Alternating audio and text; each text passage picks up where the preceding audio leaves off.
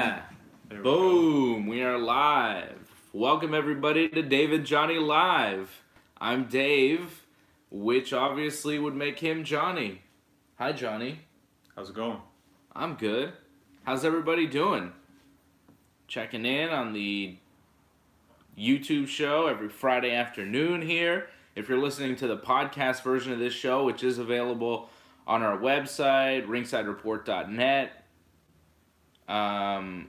you can watch this show live Friday afternoons around noon Eastern time. Sometime between noon and noon 30 is kind of how we do it, right? Like Eastern Standard Time. yeah, 12 and 12:30 Eastern time, New York time, Montreal time, you know. So that means for Ireland, it's pretty much like 5:30ish. Yeah, for our buddy Wally out there in Ireland, it's like 5 p.m. You know, you figure it out. You understand the times. If you're listening to this on the podcast, if you're watching live, hello. Welcome to the show. What do we got for him, Johnny North? SummerSlam's coming up on Sunday. Is everybody excited for SummerSlam? I'm excited for potential matches. 7 hours, not so much, but we've lived this last 2 years, SummerSlam, 7 hours. So I've kind of gotten used to it by now. Also, these marathon pay-per-views, Survivor Series has been like this for 2 years. WrestleMania now, so just get used to it. Yeah, it's gonna be a long night on Sunday, right? It's gonna be long. Of course, past midnight for sure. But you know, there are matches that I'm excited about. There are things that I want to see at SummerSlam. Daniel Bryan and The Miz, those video packages that they did on SmackDown, I thought they were excellent. I thought they were really good, told a really good story. We know the story of Daniel Bryan and The Miz, and I'm excited to see what they do in that match. I want Daniel Bryan to just obliterate The Miz. I still feel this might be the opening match on the card, though. Even though they hype it as the match for SmackDown, to me, it just seems like you want to get the crowd going hot right away. That's the kind of match that would do it. I know you said Seth Rollins and Dolph Ziggler could do it, but because there's a lot of outside interference with that, I feel that might be a screwy finish. With Miz, Daniel Bryan, I think that's just going to be straight up Daniel Bryan wins. Yeah, that would make a lot of sense. If this is only one match, you know, if this is going to be a one-match feud, it would make sense for Bryan to just go over here and win. But if it's going to go on for a couple of pay-per-views, I could see Miz winning with some sort of screwy finish. I'm not convinced that Daniel Bryan's winning on Sunday. Wow. Kind of surprised. I'd like to be convinced. I'll be happy when he does, you know, but I could see them dragging this out for a little bit and have Daniel Bryan not win the first encounter. He did lose the last pay-per-view. So you think he's going to lose again? Oh, that's true. It was kind of a weird deal there, right? Teaming up with Kane against Harper and Rowan. And he ate the pin. Yeah. I don't know. Maybe he'll lose. But I think if he loses, like, Miz cheats to win. Like, he's not going to lose clean to The Miz. I don't see that happening. But I could see The Miz doing something where he either has his feet on the ropes during a pinfall, or, you know, handful of tights, or he takes a buckle off and Bryan bumps into the exposed turnbuckle, and, you know, like, not anything too outrageous, not like a low blow while the referee's not looking, or interference or anything like that. But I could see, you know, a little bit of a cheat from The Miz to help him beat Daniel Bryan. I could see them going that way. And I wouldn't be upset about that. Well, time will tell, right? Yeah. We're getting some comments rolling in on the YouTube live here. Michael Dupree says, Dean Ambrose definitely turning on Rollins. Saw Ambrose come back this week.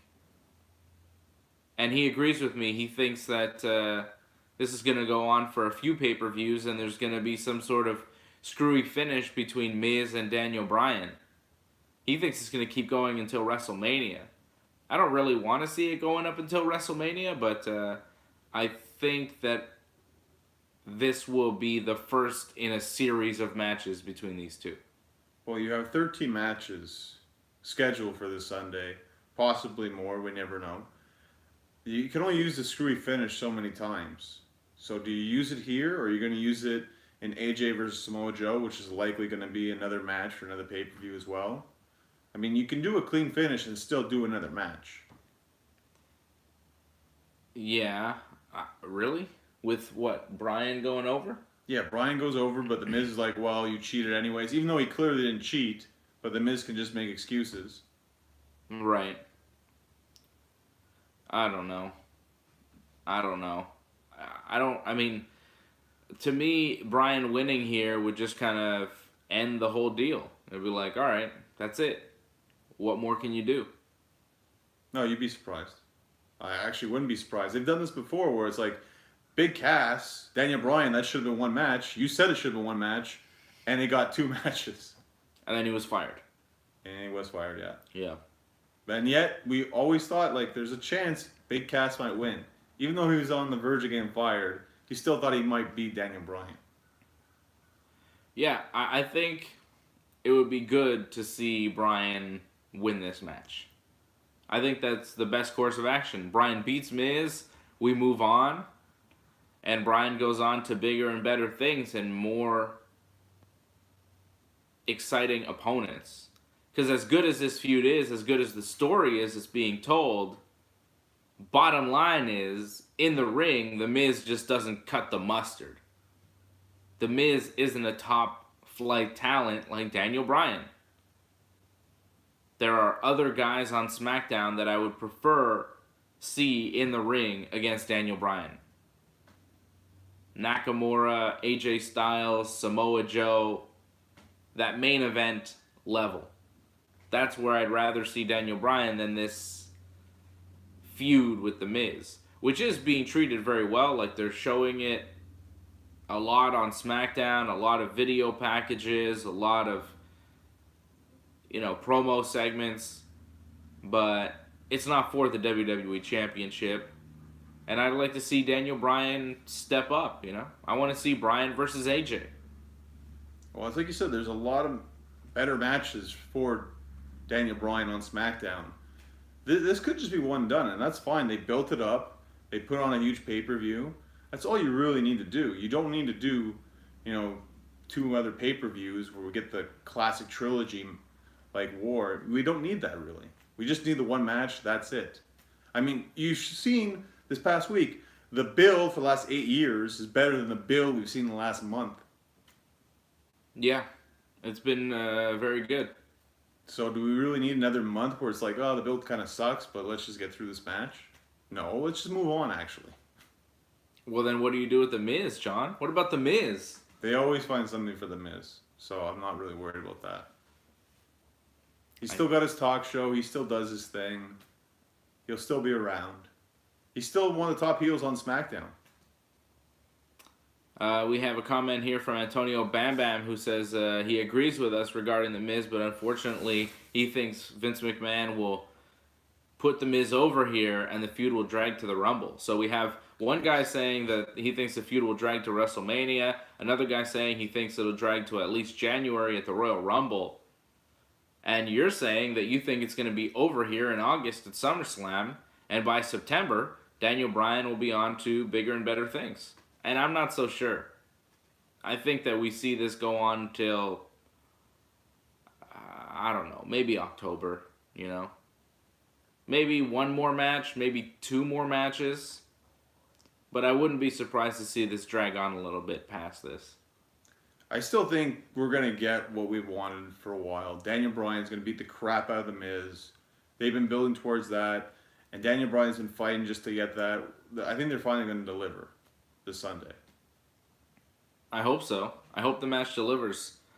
I really want to see Daniel Bryan beat the hell out of The Miz. Like, I just want to see a Brock Lesnar style beating from Daniel Bryan delivered upon The Miz. Oh, he'll throw him around a bit. I don't know if it's going to be like, Suplex City style. Vicious.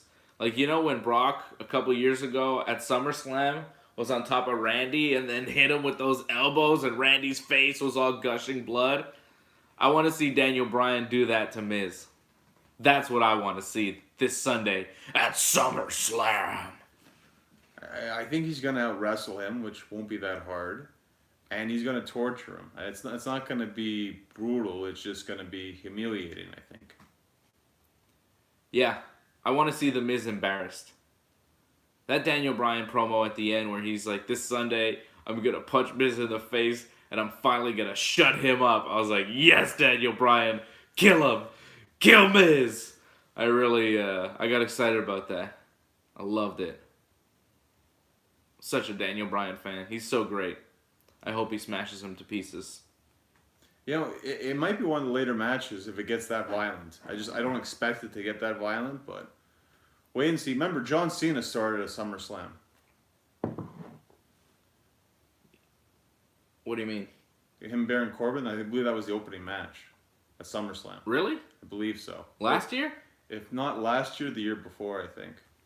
Wow. That's interesting. I don't know if this will open SummerSlam. I think this is too big of a match. I think you probably do maybe New Day opening the show. They're always a good opener against the Bludgeons for the SmackDown tag titles. Yeah, that's all right. It's not bad. New Day is always good to get the crowd going to start a show. Yeah, they're very good. One of the best acts in WWE, consistent, without question. How about Brock Lesnar opens the show? Let's get that over with right away. Yeah, but that would defeat the purpose of that Money in the Bank contract match. Correct. So that's not going to happen, honestly. If anything, you're just saying that Money in the Bank match might start the show now. Braun Strowman opening the show would make a lot of sense. He is over big time. People love him, and when he comes out, the crowd goes nuts. It would be a good way to start the show. Yeah, I agree. I wouldn't have a problem with that. I don't think there's really a wrong choice in this matter. Just probably not the tag team title match. Not the B team versus the Revival. But that's going to be on the pre-show, so. Yeah, that'll be on the pre-show. We're getting comments here on YouTube. Roy Knight 96 says the fact that there's 3 matches on the pre-show is way too much. I do not disagree. These cards are way too long. 7 hours is crazy. Who wants to watch a 7-hour anything ever? Who wants to watch TV for 7 hours straight? It's ridiculous.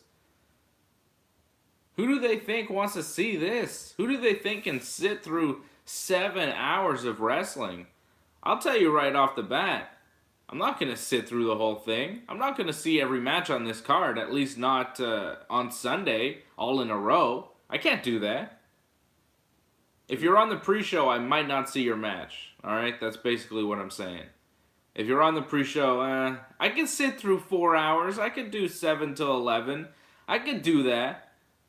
But like a 3-hour pre-show is ridiculous. Or it's a 2-hour pre-show, right? Yeah, it's a 2-hour pre-show. But you're saying that the show's going to end at what, midnight? At least probably past, I would think. I don't know if I can even handle that. So like in between from 7 to 11, like when Dolph Ziggler wrestles Seth Rollins for the Intercontinental title, I might be out of the room doing something else, you know? I can't be sitting and watching this whole thing. Even if you're watching the main card from 7 till, say, midnight, like you're saying, it says 11 on the network, but like usually they do push past 11. How are you going to sit through 5 hours of anything? 5 hours? And it's not even like they're delivering a great, exciting card to keep me awake. Thank God for coffee. I don't know how I would do it. Because we got to be up after the SummerSlam to do a post-show to recap the whole thing. I hope you can sit through the whole thing so you can fill in the gaps, because I can't deal with it, man. It's too long. Well, we had experience in this. We've done this for a couple of years, and I usually get like a pre-workout energy drink to keep me awake through all this. That's the way I survive. You have your coffee, that's fine. I mean, but you have your methods. And think about it. WrestleMania, like how long was that? And I feel like the last 2 years, there was like a really good match, and then suddenly, wow, this is just so long and boring now. And then you go take a break, you go have a snack, you go, you know. No, I actually watched it all the way through, but I'm like, wow, the quality dipped. Like after the Ronda match, there was like a huge drop in just like me caring about what was going on in the show. I think when the Hardys came back too, it was just like that was amazing, and everything else not so much. That's why Nintendo Switch is so good, because you could have the pay-per-view on the TV, and then we have the Switch here in front of us that we could play Mario Tennis during the boring matches. Huh? I suppose that's an idea. We haven't done that ever, but that's We an idea. we could easily do that. I have done that in the past. You just haven't been here. Because I know John would start complaining if we're playing Mario Tennis instead of focusing on the pay-per-view. I'm trying to watch this here.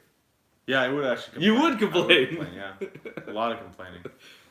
So you're saying you don't want to play Mario Tennis during Dolph Ziggler Seth Rollins? No, I actually want to watch that match. I want to see what's going to happen. Okay. Is Dean Ambrose going to cost Rollins the match? I mean, I think it might happen eventually, but I don't know if it's going to happen at SummerSlam. I don't care. I don't give a damn. I do not care. Is Dean Ambrose going to cost the match for Seth Rollins? And then what? We have Dean Ambrose versus Seth Rollins? Who the hell wants to see that ever again?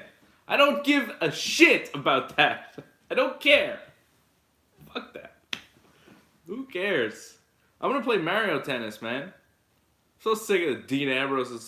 Dean Ambrose came back. I was like, whatever. That was like one of the first like DMs I got. I was like, oh, Dean Ambrose is back. Like, what do you think's going to happen now? I'm like, I really don't care. People kept asking me, hey, when do you think Dean Ambrose is coming back? I was like, I don't know. I don't care. Who cares? I hope never. I don't know. He came back. He looks good. He's jacked. He's got a haircut. Whoa, he's jacked in his shoulders. That's about it. His arms Well, are whatever. so He small. looks bigger than he was. No Lex Luger, that's for sure. Well, Never no, will he's be.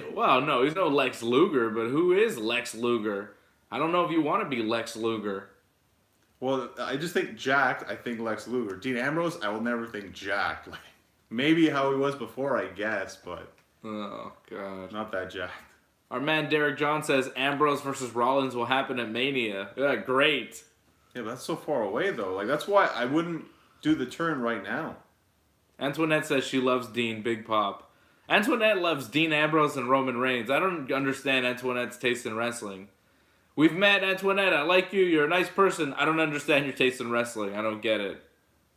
And Michael Dupree says Dean is looking a lot cooler than he did before. He does look way cooler. I thought it was interesting, too, that Renee Young's first night on commentary is also the night that Dean Ambrose, her husband, comes back to Raw. But she didn't say anything. She stayed quiet the entire time. Do you notice that? Like, yeah, of course I noticed that. I was like waiting for her to say something. It was odd. It was very odd. And at one point during the broadcast, Renee said something, and then Corbin said something to Renee, and Renee, told him, get out of here, man. What are you talking about, Corbin said something that Renee didn't like, Okay. and then Renee and Corbin went quiet for a while. There was no commentary. And I feel like Vince McMahon was yelling in their ears, saying something. Because it was oddly quiet, it was what's his name? Corey Graves. Did I say Corbin? You said Corbin, yeah. I meant Corey Graves. Right. Graves says something to Renee, and then Renee is like, get out of here, man. And then they go quiet, and it's like, oh, what's going on there? It was weird. Her commentary was okay. I didn't think it was terrible. Yeah, I don't know if they wanted her arguing, though. That was the thing. They didn't want to turn it into how it usually is on Raw. I think they were doing their best to get Renee over because she's more likely going to do commentary for the whole Evolution pay-per-view. So they're just getting her warmed up? Pretty much. But I don't think they wanted to build anything with her and Corey Graves because that's not going to go anywhere. Where a coach and Graves, that's a weekly thing. Yeah, that's possible. I don't know. I just, overall, I'm not that impressed with commentary. So her stepping in, it didn't really, I don't know. She wasn't terrible. I thought she was all right. I thought she was better than the coach, to be quite honest. I found she just had snippets here and there. Coach, I find he's more elaborate with his points. Although sometimes his points are completely in left field. And I'm like, what the hell are you talking about? No, Coach is really bad. Coach is really bad. And Michael Dupree's saying here he'd rather have Renee than Coach. I agree. I didn't, I'm not a huge Renee fan, but I think she's way better than Coach. There's not a lot of great commentators, so I'd actually just take Coach just because I'm more familiar with Coach and I'm more used to that.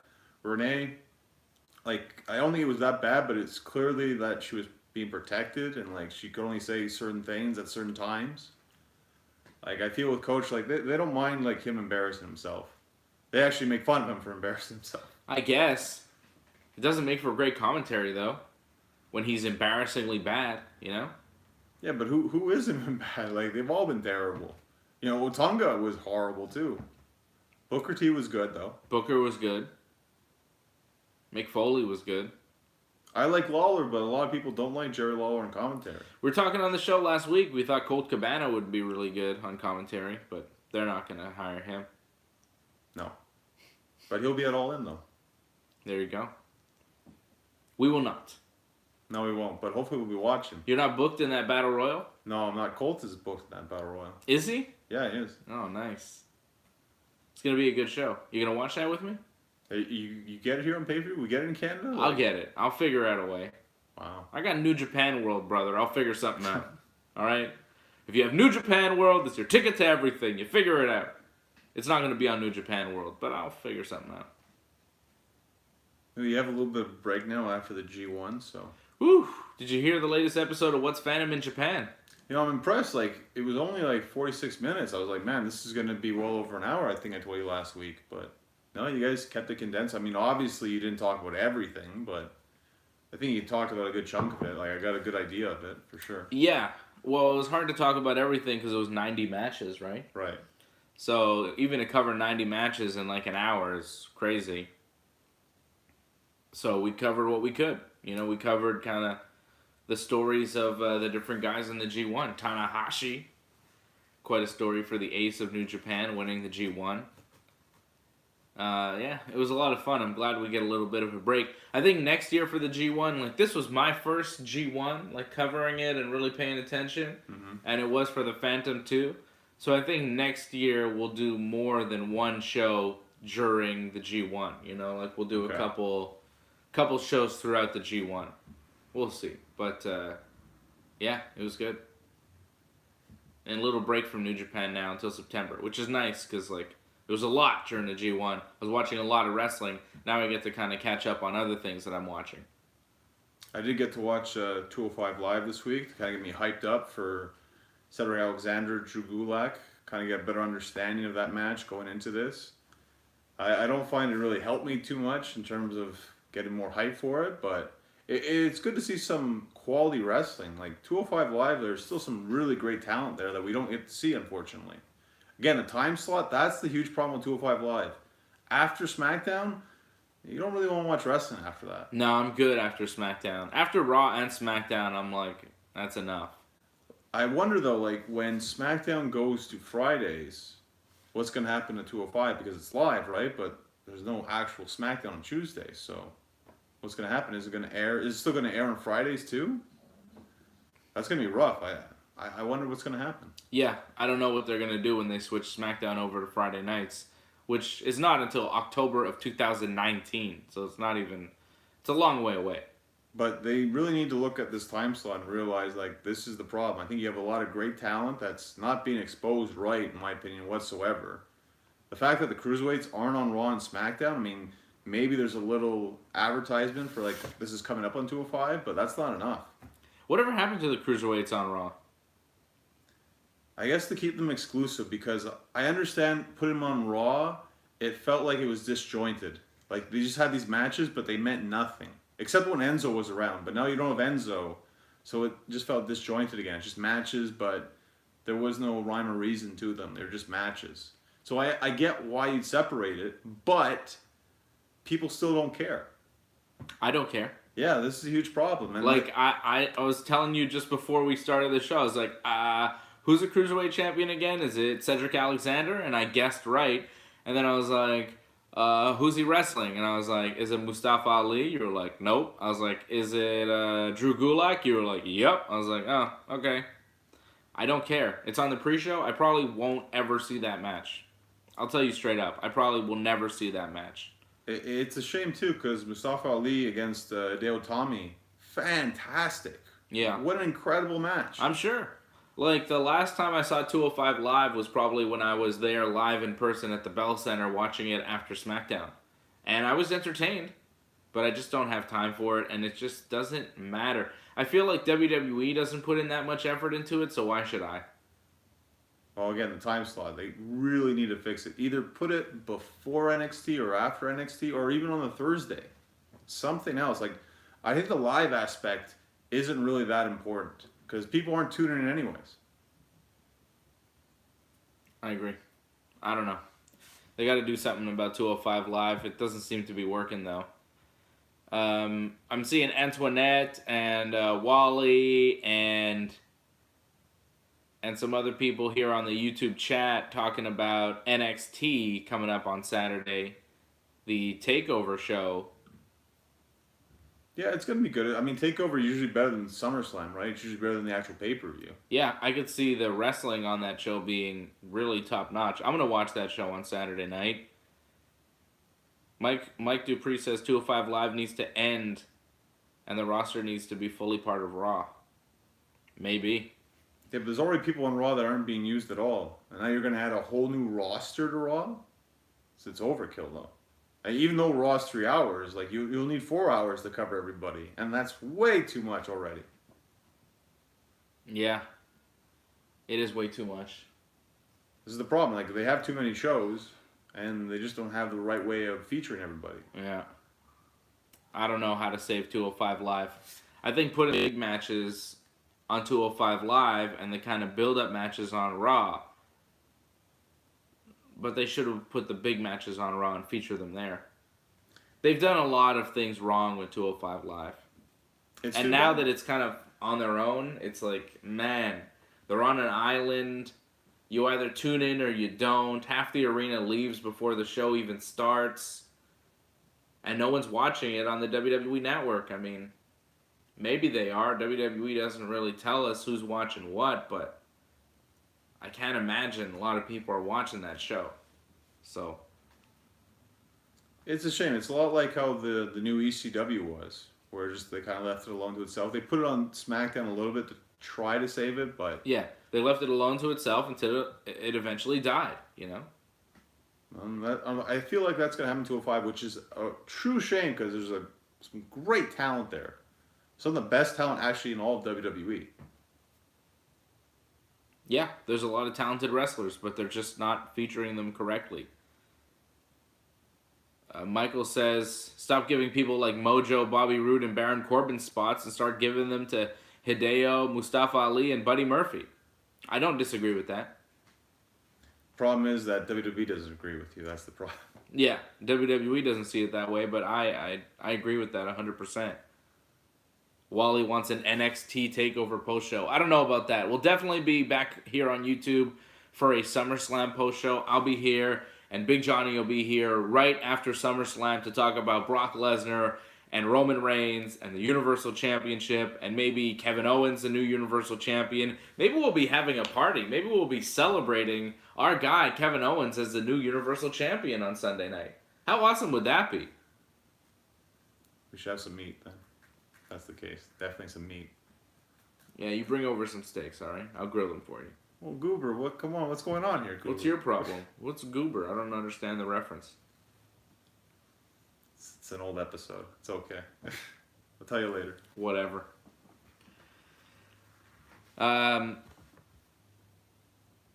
So what about this TakeOver Brooklyn show? We're not going to have time to talk about it on Wrestling Uncensored proper, so we should get to it here, Johnny. Shayna Baszler and Kairi Sane for the NXT Women's Championship. That'll be fun. I'm excited about that. And usually it's the women's title that I'm most interested in these TakeOver shows, and that hasn't really changed. That's the match I want to see. Yeah, but she's not going to lose, though. I mean, they haven't gave Ronda her championship yet. And you imagine, I think they've already announced it too, the NXT Women's Championship will be defended at Evolution. Shayna Baszler is going to easily defend, for sure. Why? And Ronda as well, because they're going to want that they're the champions. Ronda and Shayna Baszler at the same time. I don't think you need that. It's not necessary. I think they like that. There's two champions with the same gimmick, brother. Yeah, and they're friends. I think they love that a lot. The pictures and all that, they're going to love that. I could see Kairi Sane being the one. She should be, I think. I can't think of anyone else who should beat her, but... And then you set up a feud with Ronda down the road. Hey, I beat your girl Shayna, And now here I am at Women's Evolution. I'm defending my title. You're defending your title. The picture's there. And the hype for down the road when Kyrie comes in. How about that? I mean, that works just as well as your theory. Yeah, but they don't usually do the NXT crossover. It's very rare we see that anymore. You're talking about it. Yeah, just because it's Shayna Baszler. That's it. Nah. For Ronda, they'll do everything, but for like feuds like that. So you're convinced that Shayna wins and Kyrie is not going to win the title here? Yeah. I'm not convinced. I'm looking forward to the match. I think it's going to be really good. Tommaso Ciampa and Johnny Gargano for the NXT title in a last man standing match. I know that will be very good. I know it. It's a shame it's not a three-way like it was originally supposed to be because Aleister Black got injured, but I mean, you're still going to get a great match out of it. I feel like Tommaso was going to retain anyways, so obviously I think Tommaso's still going to win. Michael says Shayna and Ronda don't exactly have the same gimmicks. They're both MMA, but Shayna's like a mean bully and Ronda's like a superhero. Yeah, I understand that, but, you know, from a general perspective, you kind of see them as former MMA fighters, and they both talk about that as part of their gimmick quite a bit, right? Well, that's like you saying Brock and Bobby are kind of the same, right? I mean, just because they're MMA fighters, but they're not portrayed the same way. That's true. Yeah. That's true. Who do you think is going to win here between Ciampa and Gargano? I think Ciampa retains the NXT title. Yeah, well, again, like he was supposed to retain, I think, in the three-way. I think Gargano and Black are going to cancel each other out, but Ciampa is going to retain. And Aleister Black is hurt, so it's not a triple threat. It's just Ciampa and Gargano one-on-one, which is a little bit disappointing because we have seen it on a lot of these takeovers, and I think the addition of Aleister Black would have made it more interesting. Yeah, I was more interested in that, but I mean, you're still going to get a good match. It's not going to be bad. Adam Cole and Ricochet is going to be a good match, too. And, you know, those four guys are really going to be competing against each other to steal the show. Cole versus Ricochet and Tommaso Ciampa and Johnny Gargano, those four guys are going to go through hell to try and steal that show on Saturday night. I like it, man. I don't know. I don't know who's going to win between Cole and Ricochet, but I can bet that it's going to be an incredible match. Ricochet is one of the most talented guys in the entire world. Yeah, I think Ricochet is going to win this one. They haven't really pushed him that hard yet, and I feel like this is the start of it. Anthony Plessia says he's looking forward to EC3 versus Velveteen Dream. Antoinette says she thinks Gargano will win. What do you think about that Velveteen Dream EC3 match? I like it, man. I think both those guys have great characters. I'm a big fan of both guys. Velveteen Dream is incredible. The character, the promos, the look, everything he does. Very impressive, man. I really like his entrances at these takeovers. He's a special talent. I hope he's able to go up to the main roster and be treated seriously and not like a joke, you know? I could see him go in the way of Tyler Breeze, where, like, you know, in NXT, Tyler Breeze was treated pretty seriously as a character. He wrestled in main events and, you know, he won matches. But on the main roster, I mean, he was Baron Corbin's choice on Raw for his opponent, right? Which was kind of a joke. He's like, oh, let me choose somebody easy. Oh, I'll just take Tyler Breeze. And I don't want to see Velveteen Dream go the same way, although I could see it. Look at Asuka, where she is compared to what she was on NXT, or many others. So, I do like Velveteen Dream, but I fear for his future, because a gimmick like that, it could work on the main roster, but I don't know if it will necessarily. Well, where you fear for him, I don't fear for EC3. I think EC3, if he's used on the main roster at all, it has to be serious, because he brings that kind of personality to the table. And I'm surprised he's not the heel in this situation. To me, he's more of the jerk, but apparently Velveteen Dream's the heel in all this. Yeah, is he though? I think people just like them both. I actually think Velveteen Dream is actually more beloved than EC3. I think people don't like the cockiness of EC3 so much as they just love how entertaining Velveteen Dream is. Anthony says EC3 is a better personality and newer version of John Cena. It's high praise. I don't know if he'll have the same career. I don't know if the John Cena comparison. I don't really see that, but Antoinette says Asuka has been deleted. Yeah. well, so is Nia Jax in a sense, right? Asuka's not booked at SummerSlam, right? Well, so is not Nia Jax, Sasha Banks, Bailey. You know, that was a big thing that was going on. That's not even on the big pay-per-view. Just goes to show you, there's a lot of talent in WWE still not on the big show. And not that many women's matches on this card. There are 2.5 women's matches on this 13-match card. Talking about the mixed tag is the half, I guess, right? Yeah, well, Rusev and Lana against Andrade Cien Almas and Zelina Vega on the pre-show. I mean, half that match is women, right? So 2.5. You have the 2 title matches. You have, right, Ronda Rousey against Alexa Bliss, and then Carmella against Becky Lynch against Charlotte Flair in the triple threat for the SmackDown title, and that's it. Well, maybe they're saving a lot of feuds and storylines for the pay-per-view. Evolution is kind of coming up in a sense. I mean, they have one pay-per-view after SummerSlam, and then you're going to have a women's pay-per-view really quickly. I don't know. I'm still surprised that they're only doing 2 matches. I don't complain when there's less matches. The fact that we don't have the Leader of Worlds on the pay-per-view, I don't complain. I mean, it sucks for them, but there's one less thing I have to worry about on this pay-per-view to watch. I suppose. Well, is there any women's match you're dying to see right now? That's not already booked? No, not really. I mean, they could throw Sasha and Bailey against Ruby Riott and Liv Morgan on this one. Oh, yeah, I'm dying for that. Absolutely dying to see that again and again and again. Yeah. Well, how about Asuka? How about Asuka versus somebody in a number 1 contenders match? See, this is the problem. You pretty much put all your number 1 contenders, your top stars, already in one match. There's no one for Asuka to face. Where's Naomi? Yeah, nowhere. Where's Naomi? When's the last time we saw Naomi? How come it's not Asuka versus Naomi? I want to see that. It's a good match. Number 1 contender. Put that on the card instead of, let's see, Finn Balor versus Baron Corbin for the millionth time. Just scratch that. I don't want to see that. I like Finn Balor. I'm a big fan. I don't need to see him wrestle Baron Corbin ever again. As much as you don't like it, they're really pushing the crap out of Baron Corbin. It's terrible. He's awful. But he's one of the top guys on Raw when you think about it. Yeah, I know. He's maybe the top heel on Raw. He's up there, for sure. Well, who's the top heel on Raw? Well, Brock, I guess, right? Yeah, well, he's not really on Raw. Dolph's up there, too. Kevin Owens. Yeah, Kevin's up there, too. Is Kevin the top heel on Raw? Or is it Baron Corbin? Probably Baron more than Kevin. That's rough. Yeah. So if Roman Reigns wins the title at SummerSlam, Roman Reigns, Baron Corbin for the September pay-per-view for the Universal title?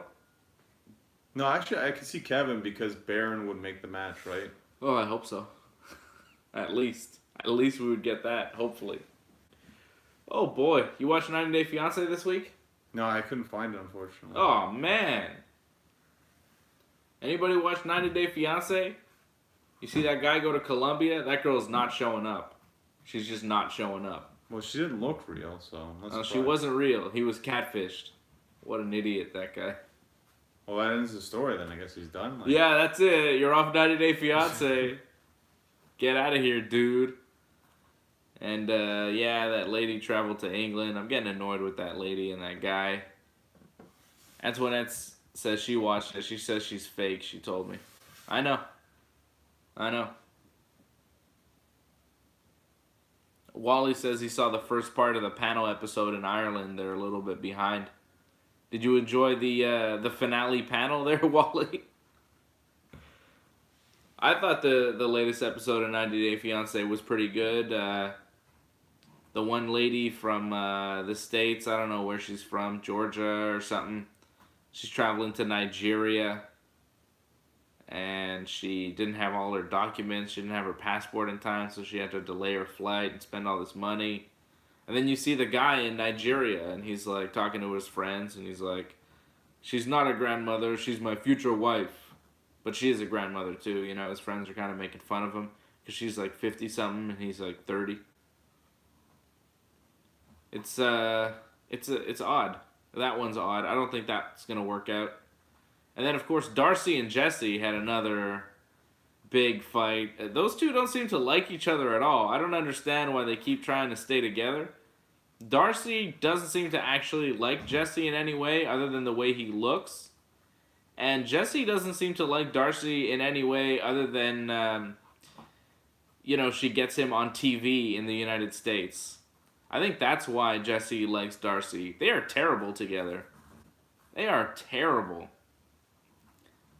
They need to fix things.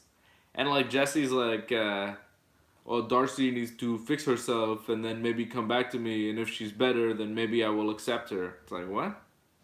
Darcy's losing all this weight. She's like not even eating. They got into a fight at a restaurant. Darcy storms off. Jesse just sits there and eats his fish. He's just eating. And then she comes back and she doesn't eat. And then they're leaving the restaurant and Darcy's like, I'm starving. She's like starving herself for this guy and he does not care. It's not healthy. It's not good. It's bad for both of them. Yeah, it's fun to watch though. They're good characters on 90 Day Fiancé, I tell you that much. Can you leave now, John? This turned into the Dave Simon show. Like, you know when I leave and you're like, oh, it's the Johnny North show. Just get out of here. Yeah, it's I'm just gonna me. stay here, too bad. It's just me now because you're not up on 90 Day Fiancé. Antoinette says Jesse's not worth it. I agree. He's not worth it. Darcy, you need to find yourself a better guy. Somebody who will like you for who you are and not like try and change you constantly and who will never be satisfied with you. Seriously, it's bad. And he's like 24 years old. What does he know? Darcy's like 40 something and he's like 24. Why are you listening to a 24-year-old dude tell you anything? When you're in your 40s, you shouldn't listen to 24-year-old people that think they know better than you, because they don't. I think some people just need someone to hold on to, and they'll just grasp onto whatever they can get. Well, they need to do better for themselves. Some of them can't, though. They can't. They just believe that they can't, John. Right, they're psychologically damaged, so... Well, sure, but they need to get a hold of themselves and get it together. You get to watch it all as they exploit it on TV. That's right. That's right. Well, they're paid for it, so whatever. What are you going to do? What are you going to do?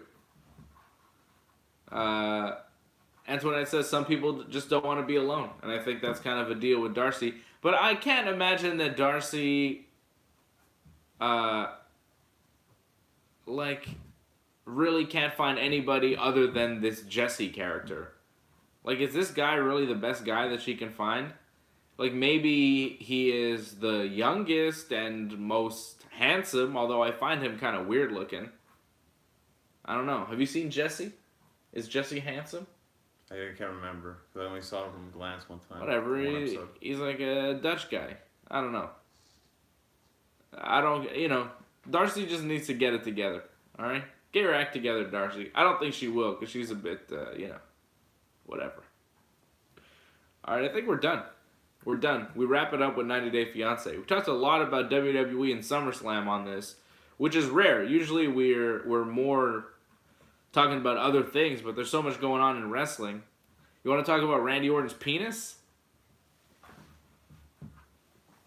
I'd rather not. Well, apparently Randy Orton touches his penis and then tells people to shake his hand. And he's been doing that for years, and it's like a well-known fact. And all these people are saying it now that Randy Orton touched his penis and then tried to shake their hand. Apparently he would do it to all of the writers for WWE. And now WWE says they're investigating the matter. We've heard stories about Randy Orton being inappropriate for years. Years. Well, this is what happens when you hire someone really young. And you just let him run wild pretty much. You pretty much give him a huge push. Make him seem like he's one of the top stars. And, John Cena ever do this?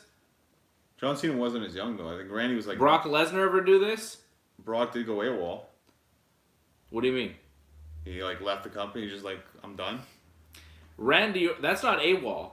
AWOL is a military term for when you disappear from your post in the military. Brock was never in the military who went AWOL. Randy Orton was in the military and went AWOL, Johnny North. That's a fact. Again, really young. And also, Randy Orton touches his penis and tells you to shake his hand. And then when you refuse to shake his hand because you saw what he just did, he's like, oh, what? You're not going to shake my hand? I'm Randy Orton. You want me to go tell Vince and Stephanie and Triple H you won't shake Randy Orton's hand? Intimidating people, bullying people at work.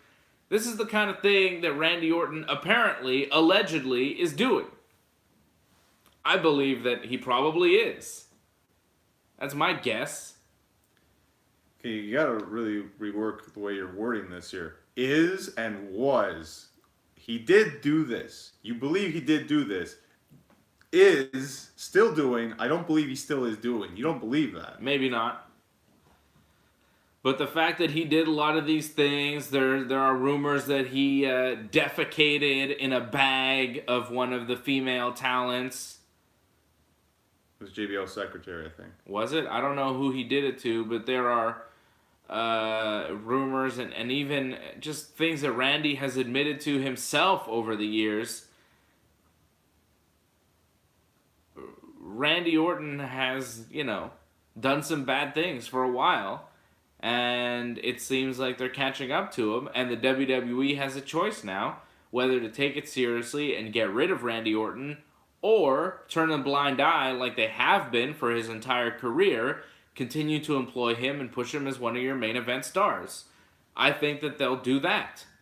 I think that they're going to turn a blind eye like they always have to Randy Orton, and they're just going to allow him to go on and do whatever the hell he wants.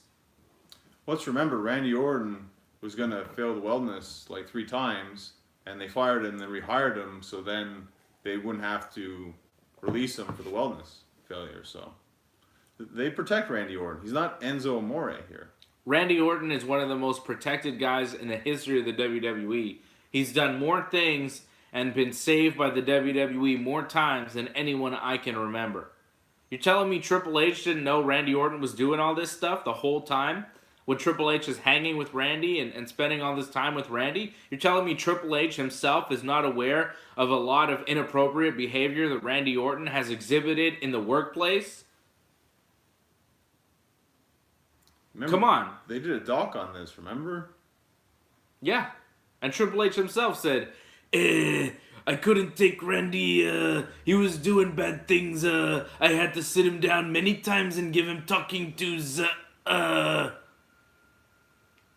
they'd rather the talkings than firing him. Randy, you can't do this, Randy, you need to keep your penis in your pants,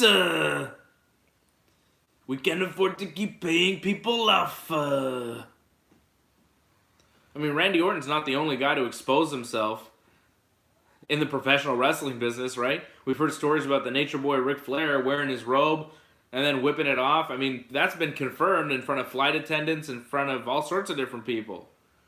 Not doing that now, but he did do it in the past. And it's a different time right now. We're in a time where if you did something 15, 20 years ago, you can be held accountable for it now. When maybe you weren't held accountable in the past, and maybe you should have been. So we'll see if the WWE is going to hold Randy accountable here, but I'm not sure they will. I really don't think they will. Your bet? Anything happen to Randy, or will Randy be at SummerSlam? Well, he's not wrestling, which is somewhat surprising. I thought they were going to make it a 3-way with Nakamura and Jeff Hardy, but I guess the plan was never for Randy to ever wrestle in that match at all. I think it was just for Randy to be in the shadows, and he's probably going to cost Jeff the match. Yeah, RKO, big pop for Randy, right? Or I guess he's not doing that anymore? Yeah, I don't think it'll be an RKO. You're going to think it's an RKO, but it'll do something else, maybe a kick in the nuts or something. That seems to be the story of this match. He'll just cause a disqualification to whatever. Wally wants me to do an impression of what Vince would say to Randy. You want to do that before we wrap up this show? We'll wrap it up with that, I guess, yeah. See, it's harder when like you're getting prepped for it. Like, Yeah, that's it. When you just do it off, Usually it's fine. spontaneous. Yeah. You know, it's harder when I have to kind of when it's a request for Randy. Do you want to play Randy? I can't think of Randy. How Randy would talk. Yeah. Me neither. Randy, quite frankly, I can't have you pulling your penis out and exposing it. That's it. That's pretty much all I got. Randy, your penis needs to stay in your pants, damn it. That's all I got. Alright, guys. It's Wally's birthday. He wants 20 more minutes. Is it really your birthday, Wally, or are you just saying that to get 20 more minutes of show? Just listen to What's Phantom in Japan again. You can listen to that at WrestlingUncensored.net. And Ringside Report tonight, we're going to have a very special show with the one, the only James Boom Boom Mancini. He's going to be back in studio with us. Fred will be there. AJ will be there tonight.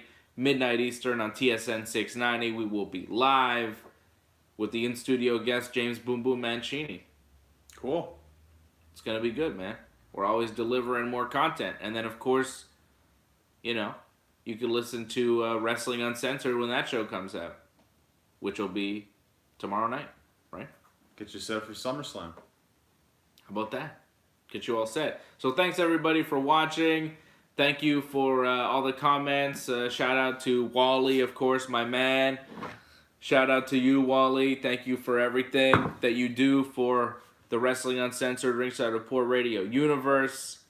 Antoinette says she's going to be back in Montreal soon. Stop into the studio, Antoinette. You are always welcome.